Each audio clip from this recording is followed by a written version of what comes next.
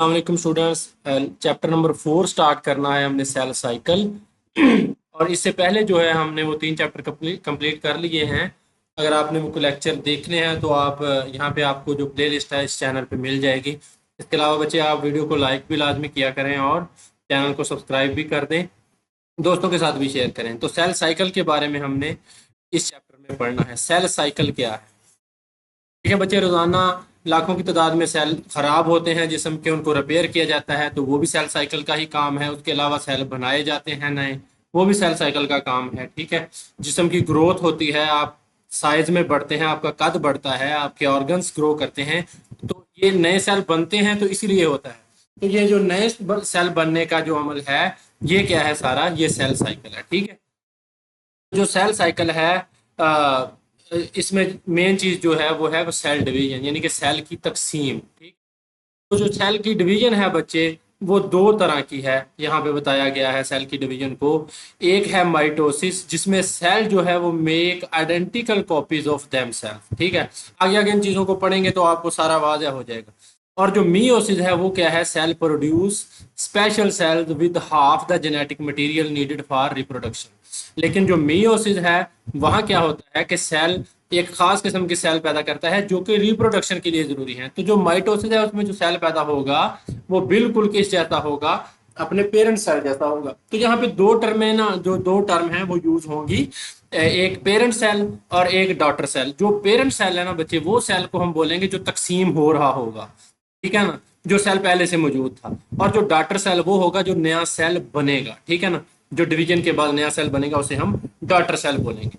तो जो माइटोसिस है उसमें एक तरह, मिसाल के तौर पर अगर सेल में क्रोमोसोम थे 46, इंसान के सेल की बात करें, तो जो माइटोसिस के जरिए नया सेल बनेगा बच्चे, उसमें भी 46 ही क्रोमोसोम होंगे। ठीक है, लेकिन मियोसिस में ऐसा नहीं है। मियोसिस से जो जितने सेल बनेंगे उनमें हर एक में 23 क्रोमोसोम होंगे। ठीक है ना, तो ये जो चीज है माइटोसिस है, वो क्या है? सेल की ग्रोथ के लिए जरूरी है, वो ग्रोथ का काम करती है। ठीक है ना, जिस्म की ग्रोथ है। ठीक है, mitosis is essential for growth, repair. और जो मीओसिस है जिसमें नंबर ऑफ क्रोमोसोम हाफ हो जाते हैं, इसे रिडक्शनल डिवीजन भी बोलते हैं। तो इसमें नंबर ऑफ क्रोमोसोम हाफ हो जाते हैं, तो ये स्पर्म और एग वगैरह बनाने के लिए जरूरी है। यानी कि जो रिप्रोडक्टिव सेल हैं जिनके जरिए रिप्रोडक्शन होती है, आगे नस्ल बढ़ती है, वो बनाने के लिए जरूरी है। तो लेकिन अगली नस्ल में जाकर फिर क्रोमोसोम का नंबर अगले सेल में वो कंप्लीट हो जाता है। मिसाल के तौर पर 23 थे जो, वो इन एग है तो वो फीमेल की साइड से आएंगे 23 क्रोमोसोम। और जो 23 क्रोमोसोम दूसरे थे वो पेरेंट जो फादर था उसकी तरफ से आएंगे। तो जब इनकी फ्यूजन होगी एग की और स्पर्म की, तो जो अगला सेल होगा उसमें दोबारा से 46 क्रोमोसोम चले जाएंगे। ठीक है, तो ये नंबर मेंटेन हो जाएगा आगे से। तो इसलिए ये मियोसिस जरूरी है, ताकि जब मलाप हो तो दोनों पेरेंट्स की जो खसूसियात हैं वो अगली नस्ल में जाएं। तो इस तरह ये क्या है, ये मियोसिस का अमल होता है। आगे आप इनको मजीद पढ़ेंगे तो आपको ये चीजें जो हैं ये वाजह हो जाएंगी। ठीक है, तो अब हमने सेल साइकिल को शुरू करना है। सेल साइकिल किस लिए जरूरी है और इसके कौन से मराहल हैं। ठीक है, तो सेल साइकिल की बच्चे जो डेफिनेशन है वो इंपॉर्टेंट है। कि सेल साइकिल की डेफिनेशन ये कई दफा बोर्ड में पूछी जाती है। It is the series of events that take place in eukaryotic cell from its formation to its division into two daughter cells. ठीक है, यानी कि ये यूकैरियोटिक सेल में एक जो है वाकयात का एक सिलसिला है, जिसमें एक यूकैरियोटिक सेल है वो तकसीम होकर दो डॉटर सेल में जो है वो बढ़ जाता है। ठीक है, तो ये इसकी तारीफ आपने लिखनी है। ये उर्दू मीडियम के बच्चों के लिए यहाँ पे इसकी तारीफ है। ठीक है ना, ये मैंने सरसरी सा इंट्रोडक्शन दिया है, ये आप पढ़ लीजिएगा। इसमें कोई इतना नहीं है, ये आगे सारी चीजें रिपीट होनी है। ठीक है, तो सेल डिवीजन की क्या, सेल साइकिल की क्या तारीफ है बच्चे? कि सेल साइकिल इन वाकयात का सिलसिला है जो एक यूकैरियोटिक सेल के बनने से लेकर तकसीम होने, यानी दो डॉटर सेल बनने तक वकू पजीर होते हैं। अब देखिए, मैंने आपको डॉटर सेल का बताया कि जो नए सेल बनेंगे वो क्या है? डॉटर सेल बनेंगे। और जो एक सेल तकसीम हुआ है, ठीक है ना, जो सेल तकसीम हुआ है वो पेरेंट सेल है। ठीक है, अब जो सेल साइकिल है बच्चे, इसके दो मराहल हैं। यानी कि जो सेल साइकिल है वो दो मराहल में इसको तकसीम किया जाता है। इसकी मैं आपको एक डायग्रामेटिकली आपको इसकी एक्सप्लेनेशन देता हूँ बच्चे, ताकि आपको ये चीज़ें हैं ये वाज़ह हो जाए। ठीक है, अब यहाँ पे देखें, आपको ये तस्वीर जो है, मैं इसको छोटा करता हूँ, ये आपको नजर आएगी। हाँ, अब नजर आ रही है। ठीक है बच्चे, ये यहाँ पे देखें, तो सेल साइकिल है यूकैरियोटिक का सेल का सेल साइकिल है वो जो है वो दो मराहल हैं उसके, ठीक है। एक को हम इंटरफेज बोलते हैं और उसके जो तीन सब फेजेस हैं। सबसे पहले इंटरफेज है, हम इनकी डिटेल पढ़ते हैं टेक्स्ट में, लेकिन अभी मैं आपको इसका एक इंट्रोडक्शन दे दूं ताकि बाद में समझना आसान हो। तो जो इंटरफेज है बच्चे वो 90%, 90% जो सेल का जो वक्त है ना वो इंटरफेज में गुजरता है। और इंटरफेज के तीन सब फेजेस हैं, यानी कि उसके मजीद फेजेस हैं। G1 फेज है, S फेज है और G2 फेज है। तो ये जो तीन फेज है ना इनको हम इंटरफेज बोलते हैं। और सेल अपना 90% जो टाइम है यानी कि सबसे ज्यादा टाइम है वो यहाँ गुजारता है। उसके बाद आता है माइटोसिस, सेल डिवीजन भी बोलते हैं इसे, माइटोटिक फेज भी बोलते हैं। इसमें सेल सिर्फ 10% अपना वक्त गुजारता है। इसके भी सब फेजेस हैं, वो हमने आगे जाके पढ़ लेने हैं, ठीक है। अब वो आगे शुरू हो जाएंगे माइटोसिस के फेजेस मजीद जो हैं वो हम इनको आगे मैं आपको पढ़ाऊंगा। अच्छा, अब देखें बच्चे G1 फेज में क्या होता है। अब ये इंटरफेज के तीन फेजेस हैं। G1 फेज में क्या होता है, formation of proteins and organelles, growth in size. यानी कि जो नई प्रोटीन है वो बनती हैं, सेल ने तकसीम होना है तो सेल में जो ऑर्गेनेली अगले सेल में वो भी उतनी ही जानी चाहिए, वो भी बनती हैं। यानी कि माइटोकॉन्ड्रिया बनेगी, ठीक है, एंडोप्लाज्मिक रेटिकुलम बनेगा, अगर जानवर का सेल है, पौधे का सेल है तो प्लास्टिड बनेंगे। तो वो सारी चीजें बनेंगी, सेल की ग्रोथ में इजाफा होगा। उसके बाद बच्चे सेल चला जाएगा एस फेज में। अगर आप यहाँ पे देखें G1 फेज में तो जो क्रोमोसोम है, हर एक क्रोमोसोम के पास अपना एक ये बाजू है जिसे हम क्रोमेटिड बोलते हैं, ठीक है। और उसके बाद जब एस फेज में जाएगा सेल, इसे हम सिंथेसिस फेज बोलेंगे। तो सिंथेसिस फेज में क्या होगा कि duplication of chromosome and growth in size. तो यहाँ पे जो क्रोमोसोम है उनकी डुप्लीकेशन होगी, मतलब कि क्रोमोसोम में जो डीएनए है उसकी क्या हो जाएगी, रेप्लिकेशन हो जाएगी। डीएनए अपनी जैसी एग्जैक्ट कॉपी तैयार कर लेगा, ठीक है। तो ये एस फेज में होगा, इंटरफेज के एस फेज में। तो यहाँ पे दो क्रोमेटिड्स हैं, ठीक है, क्रोमोसोम एक ही है। अब आगे जाकर जब ये एम फेज आएगा तब इन्होंने अलग-अलग होना है और एनाफेज के दौरान अपने जो मुखालिफ कुतबैन हैं या पोल्स हैं उसकी तरफ जाएंगे। उसके बाद बच्चे है G2 फेज। ये भी इंटरफेज का फेज है, एक सब फेज है। इसमें ज्यादा से ज्यादा ग्रोथ होती है। ये देखा जाता है कि एच फेज के दौरान जो डीएनए की रेप्लिकेशन हुई थी, आया कि उसमें कोई खराबी तो नहीं है, ठीक है ना। तो अगर उसमें खराबी आ गई तो वो डैमेज सेल बनेगा जो कि कैंसर का सबब बनेगा। तो इस वजह से उसको इस चेक पॉइंट पे चेक किया जाता है। जीन्स होते हैं वो कंट्रोल करते हैं सेल साइकिल को। तो ये सारी चीजें हैं जो कि इस सेल साइकिल को कंट्रोल करती हैं। और फॉर्मेशन ऑफ प्रोटीन होती है और नेसेसरी फॉर सेल डिवीजन, जो कि सेल डिवीजन के लिए नेसेसरी है। प्रोटीन्स बनाई जाएंगी, एंजाइम्स बनाए जाएंगे, ठीक है। तो वो सारी चीजें यहाँ होती हैं। अब ये जो तीन फेज थे बच्चे इनको हम बोलते हैं इंटरफेज। और यहाँ सेल कितना अपना टाइम गुजारता है, 90%। उसके बाद आता है एक छोटा सा फेज एम फेज, इसके भी सब फेजेस हैं। तो यहाँ पे सेल अपना टाइम गुजारता है सिर्फ 10% और तकसीम हो जाता है। तो जो सेल की डिवीजन है या सेल साइकिल है पूरा, उसमें क्या होता है कि सेल की तैयारी है और फिर तकसीम है। यानी कि सेल तैयार होता है, ग्रोथ करता है, बढ़ोतरी करता है और उसके बाद क्या है, तकसीम होता है। अकेली तकसीम को सेल साइकिल हमने नहीं बोलना, ठीक है ना। तो माइटोसिस और सेल साइकिल में क्या फर्क है कि जो सेल साइकिल है उसमें वो सेल की ग्रोथ भी है, सेल की जो प्रोटीन तैयार करता है, ऑर्गेनेली तैयार करता है वो भी है, और फिर सेल की तकसीम भी है जिससे वो सेल। और जो माइटोसिस है वो क्या है, अकेली सिर्फ सेल की तकसीम है। इसमें सिर्फ जो सेल है वो जो सारी चीजें बन चुकी हैं पहले से, उसने तकसीम हो जाना है। तो ये था एक इंटरफेज और एम फेज का इंट्रोडक्शन। अब हम इसको पढ़ेंगे तो आपको अच्छे तरीके से समझ आएगी। अब जो सेल साइकिल है इसका क्या है, फेजेज हैं, दो फेज हैं। सबसे पहले बच्चे हैं इंटरफेज, ठीक है। इंटरफेज हम पढ़ेंगे तो मैंने आपको बताया this phase last for about 90% of total time of the cell cycle. तो ये क्या है, सेल साइकिल है। ये सेल साइकिल का वो मरहला है इंटरफेज जिसमें सेल के मुकम्मल दौरानी के कम से कम 90% पर मुहित होता है। तो इसमें सेल करता क्या है,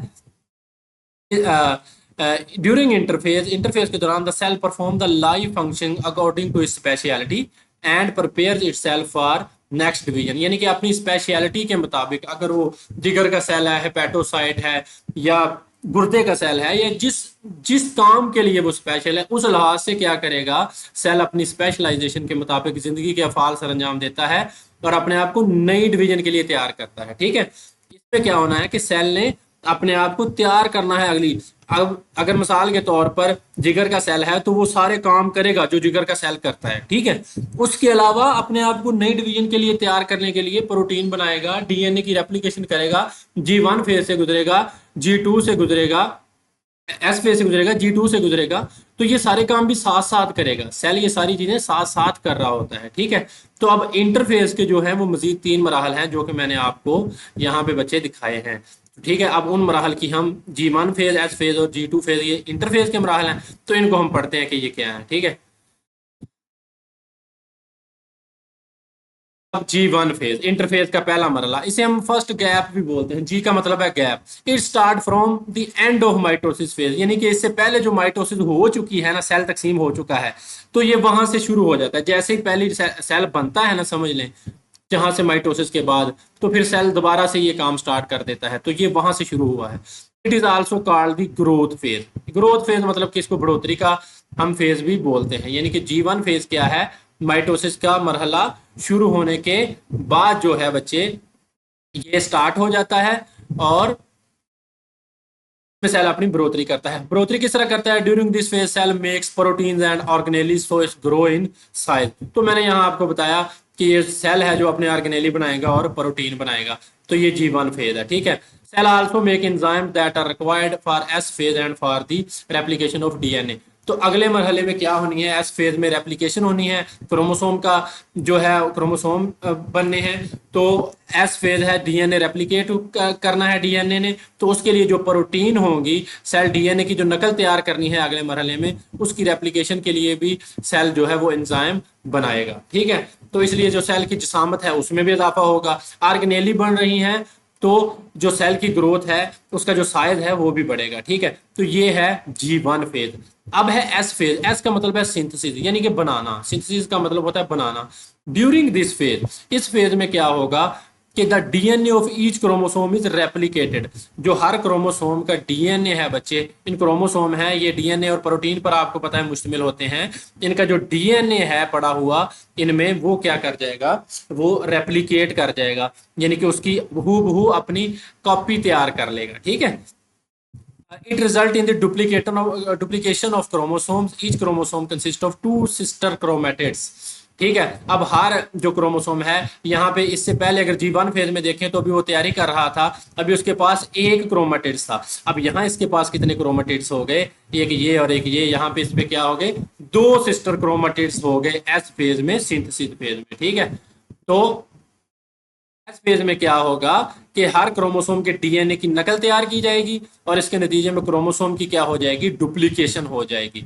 और हर क्रोमोसोम है दो सिस्टर क्रोमेटिड्स पर मुश्तमिल होगा। इनको क्रोमोसोम नहीं बच्चे बोलना, इनको क्रोमेटिड्स बोलना है। ठीक है, इनको क्रोमोसोम नहीं बोलना, ये जो है इसके बाजू, अब इनको क्रोमेटिड्स बोलना है। के बाद क्या होगा? The total number of chromosome in cell remain the same. तो मैंने बोला कि आपने इनको क्रोमोसोम नहीं बोलना, इनको क्रोमेटिड्स बोलना है। नंबर ऑफ क्रोमोसोम अभी बिल्कुल यहाँ पे क्या है? सेम है। तो जो क्रोमोसोम की तादाद है वो इतनी ही रहती है जितनी डुप्लीकेशन से पहले है। वो आगे जाकर सारे काम मजीद होंगे। आगे बचे हैं G2 फेज, इसको हम सेकंड गैप भी बोलते हैं। तो आपने G1 के बाद नहीं लिख देना G2, G1 के बाद है, G1 में ऑर्गेनेली बनाएगा, प्रोटीन बनाएगा, साइज में इजाफा होगा, एस फेज में डीएनए की रेप्लिकेशन होगी। और जो G2 फेज है बच्चे, इसमें क्या होगा? ये उसके बाद G2 फेज आएगा। तो ये जो इंटरफेज वाला क्वेश्चन है, जिसके ये 3 फेजेस हैं, ये लॉन्ग में आता है। ठीक है, और लहदा भी पूछा जाता है। बाद का एमसीक्यूज के तौर पर एस फेज का पूछ लिया जाता है कि डीएनए की रेप्लिकेशन किस फेज में होती है? तो इंटरफेज में होती है। और इंटरफेज का कौन सा सब फेज है? वो है एस फेज, यानी कि एस फेज के दौरान जो है वो डीएनए की रेप्लिकेशन होती है।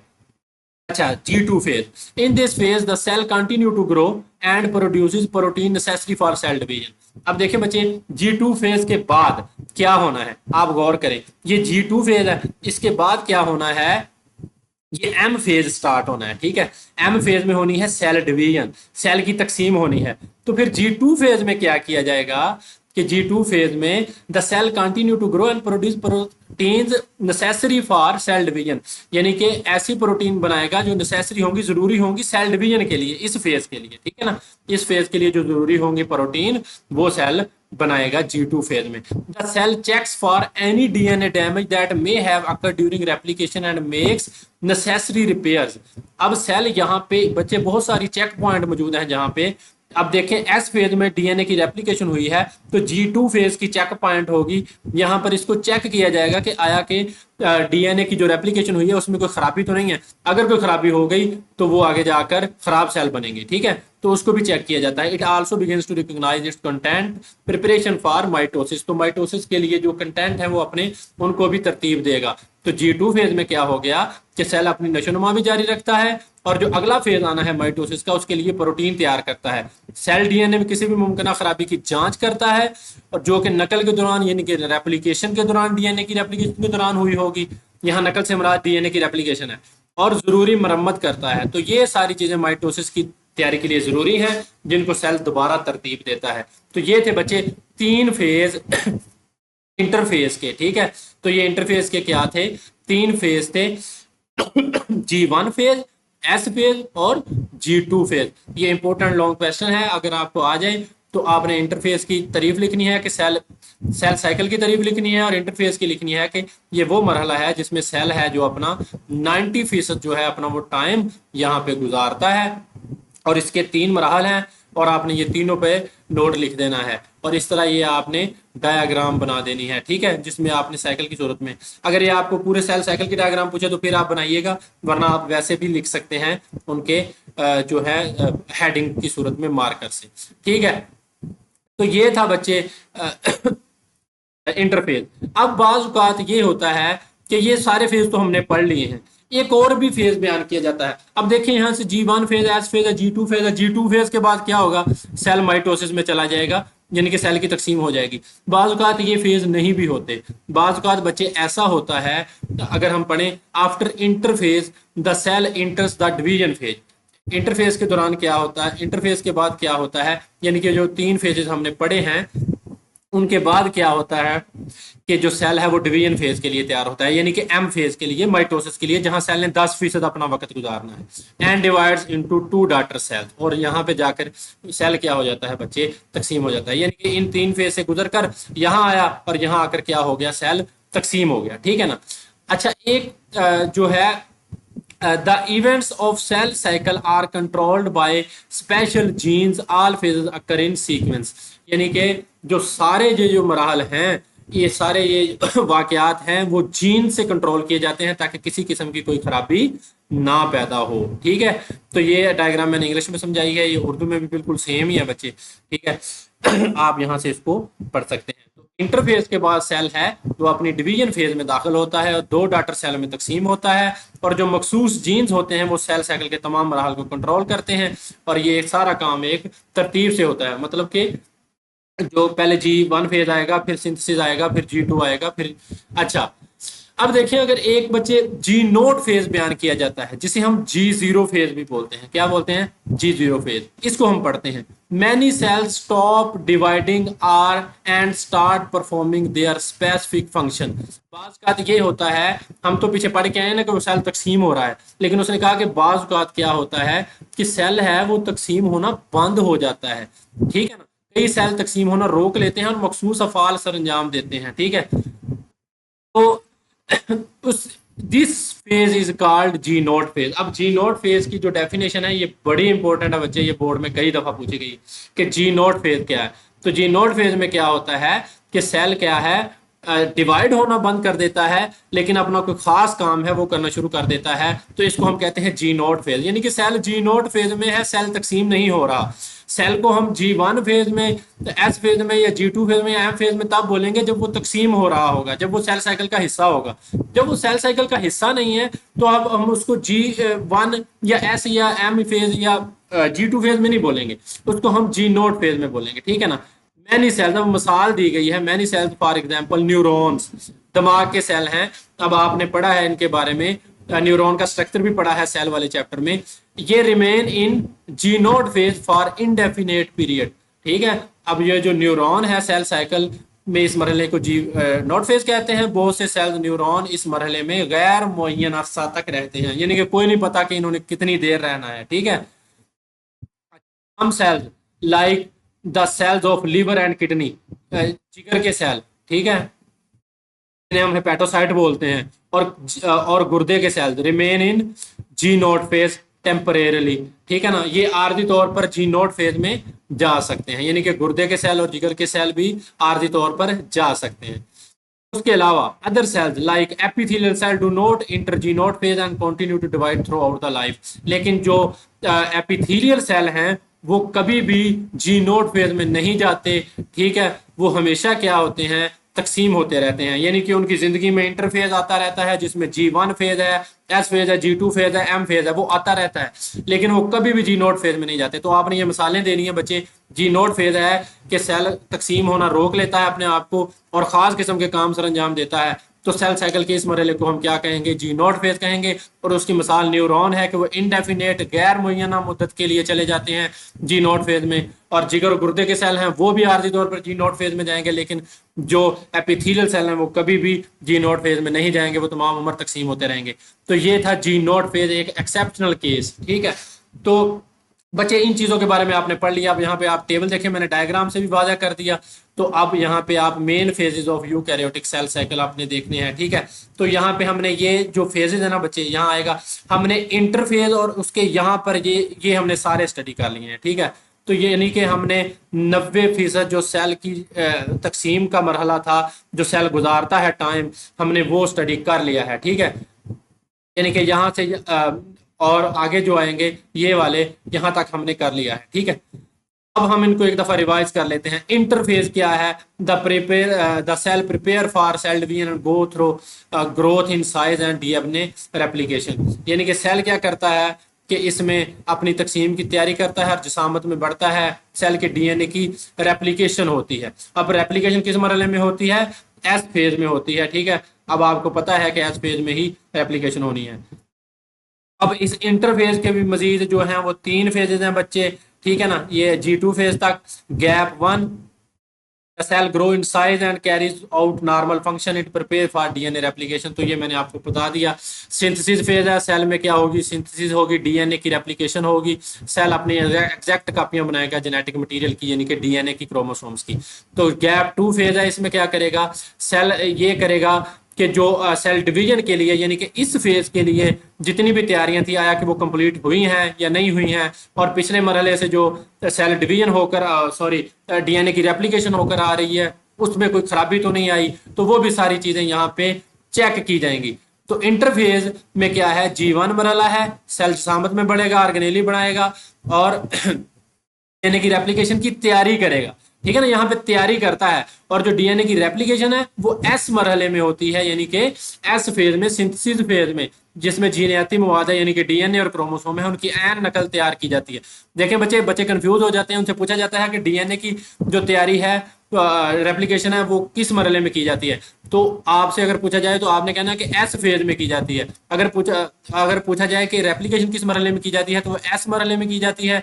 जो तैयारी है वो किस में की जाती है, वो G1 मरहले में की जाती है।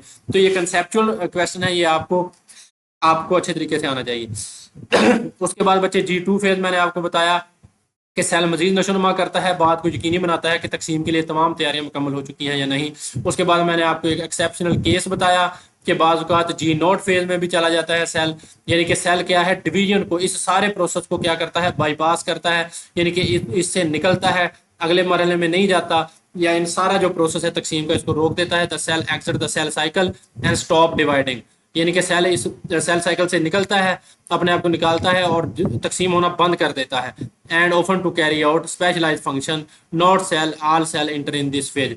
मैंने बताया कि तमाम सेल इस फेज में, G0 फेज में दाखिल नहीं होते, और उसकी मिसाल दी है कि जो एपिथेलियल सेल हैं वो कभी भी सेल जो है वो G0 फेज है या G0 फेज है उसमें दाखिल नहीं होते। ठीक है। के बारे में आपको मालूम होना चाहिए। जी नॉट फेज क्या है कि सेल अपने सेल साइकिल से बाहर निकल जाता है और तकसीम रुक जाती है और खसूसी अफ़ाल सर अंजाम देता है। तो तमाम सेल इस मरहले में दाखिल नहीं होते। जैसे मिसाल क्या है, एपिथेलियल सेल। बाकी न्यूरॉन के सेल गैर मुइना इंडेफिनिट मुद्दत के लिए होते हैं जी नॉट फेज में दाखिल। उसके बाद आपको बताया जिगर के सेल और गुर्दे के सेल भी दाखिल होते हैं जी नॉट फेज में, ठीक है, कोई खास काम करने के लिए। लेकिन जो एपिथेलियल सेल हैं वो कभी भी जी नॉट फेज में दाखिल नहीं होते। बच्चे ये था सेल का 90% मरहला इंटरफेज, जिसके जी1 फेज है, जिसका एस फेज है और जी2 फेज है। आगे बच्चे इसका है डिवीजन का मरहला, जिसे हम डिवीजन फेज कहते हैं, या इसे हम एम फेज कहते हैं, या इसे हम माइटोटिक फेज बोलते हैं, या इसे हम माइटोसिस बोलते हैं। तो ये सारे डिवीजन फेज के ही नाम है, जिसमें सेल अपने जीनियाती मवाद को दो एक जैसे नए सेल्स में तकसीम कर देता है। यानी कि डीएनए की रेप्लिकेशन भी हो चुकी है, सारा कुछ हो चुका है। बस अब सेल ने क्या है, एक सेल से दो सेल बनने हैं, उसके अंदर जो सारी रिक्वायरमेंट थी ऑर्गेनेलीज थी वो डबल हो चुकी हैं, डीएनए डबल हो चुका है, हर चीज डबल हो चुकी है। बस अब क्या है, उस सेल ने टूटना है और दो सेल में तकसीम हो जाना है। तो ये क्या है, एम फेज होगा। The cell divides its genetic material equally into two new identical cells, ठीक है। तो ये क्या होगा, इंटरफेज में होगा। उसके बाद बच्चे आ जाएगी माइटोसिस, ठीक है, यानी कि एम फेज, यानी कि आगे जो आएगी वो आएगी माइटोसिस। एम फेज आएगा जो मैंने यहाँ आपको दिखाया है। अब हमारा ये वाला सारा ये है, हमने ये पढ़ लिया है, interphase G1 phase, S phase और जी2 फेज। और हमारा अब रह गया है एम फेज, यानी कि माइटोसिस। एम फेज माइटोसिस को बोलते हैं, तो उसके बारे में हमने पढ़ना है। तो इसके जो हैं वो मजीद मराहल हैं आगे, उसको इंशाल्लाह हम अगले लेक्चर में देख लेते हैं बच्चे। तो इस लेक्चर है इस तरह, ये लंबा हो जाएगा लेक्चर, तो इतना काफ़ी है। वीडियो की समझ बच्चे, किसी चीज़ की समझ नहीं लगी तो कोई मसला हो तो आप कमेंट सेक्शन में लाजमी कमेंट करें, मैं चीज़ों को बेहतर करने की कोशिश करूँगा। अगर किसी किस्म का कोई भी आपका सवाल हो तो बच्चे वो आप पूछ सकते हैं। इंशाल्लाह यहाँ पे जो है वो हम कंप्लीट बुक की जो सीरीज़ है वो यहाँ पे बयान करेंगे, और आपको साथ साथ मैं जो लॉन्ग शॉट है वो भी बताता हूँ, और साथ इसके अलावा एमसीक्यूज हैं अलहदा से भी आपको इंशाल्लाह इसका मवाद दिया जाएगा। चलें बच्चे, बहुत शुक्रिया, अगले लेक्चर में मिलते हैं। अल्लाह हाफिज़।